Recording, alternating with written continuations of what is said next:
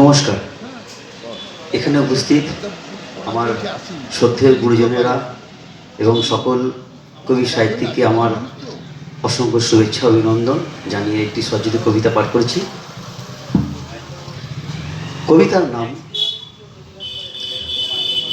অমৃত আলো।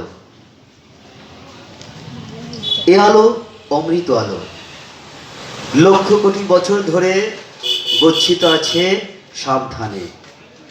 বহুবার স্বপ্নে দেখেছে, স্বপ্নের রামধনু রং উজ্জ্বল, আনন্দমুখর প্রাণের আলো।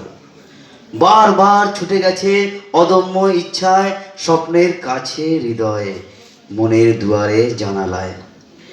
মরীচিকার চোরাবালির বাঁধ, গভীর অরণ্যের জলরাশি, হাতছানি দিয়ে ডাকে অনন্তবার। ব্যাকুল মন দিশেহারা অস্থির, প্রাণের আলো কোথায়? একবার দেখার, জড়িয়ে ধরার অমৃত আলো জীবনের সকল দুঃখ কষ্ট গ্লানি মুছে দিতে পারে এক নিমেষে, অতি অনায়াসে। সকল বাধা বিপত্তি আটকে রেখেছে কঠিন শিকলে, আষ্টে পৃষ্ঠে শিকড়ে। কালো হাত গভীর অন্ধকারে, সহস্র কোটি বছরের অপেক্ষায়, তীব্র কঠিন সংগ্রামে, দুর্দান্ত লড়াইয়ে।